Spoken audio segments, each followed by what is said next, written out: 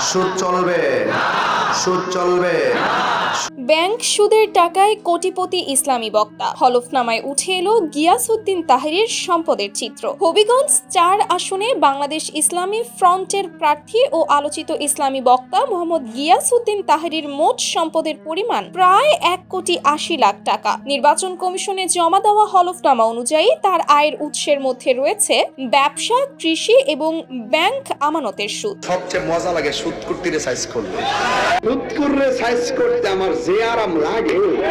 হলফনামায় তিনি উল্লেখ করেছেন তার স্ত্রী কিংবা তার উপর নির্ভরশীল অন্য কারো নামে কোনো স্থাবর বা অস্থাবর সম্পদ নেই। এমনকি স্ত্রীর নামে স্বর্ণালংকার, নগদ অর্থ বা ব্যাংক জমাও দেখানো হয়নি। তাহেরি পেশায় ব্যবসায়ী এবং তার স্ত্রী গৃহিণী। ফ্রেঞ্চি খাবো, ডেন্ডি খাবো, সুদ আছে নি?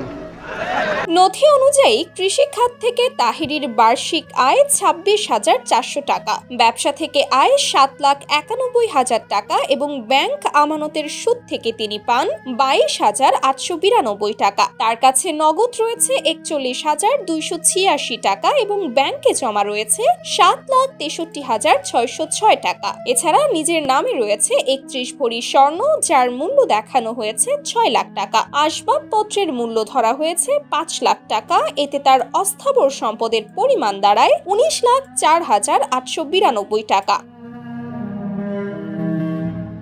স্থাবর সম্পদের মধ্যে তাহেরির নামে কৃষি জমি রয়েছে, যার ক্রয় মূল্য ১,৩২,৩৯,০০০ টাকা এবং বর্তমান বাজার মূল্য দেখানো হয়েছে ১,৬০,৩৯,০০০ টাকা। সব মিলিয়ে তার মোট সম্পদের পরিমাণ দাঁড়িয়েছে ১,৭৯,৪৩,৮৯২ টাকা।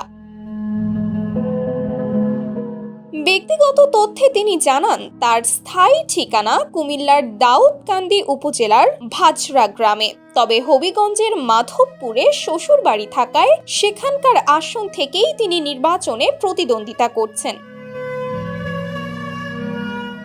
আইনি তথ্যের অংশে তাহেরি উল্লেখ করেন তার বিরুদ্ধে বর্তমানে ৩টি মামলা বিচারাধীন রয়েছে। তার দাবি ২০২৪ সালের ৫ই আগস্টের পর এসব মামলা দায়ের করা হয়েছে। Sumaiya Snigdha, news desk, Daily Our Bangladesh.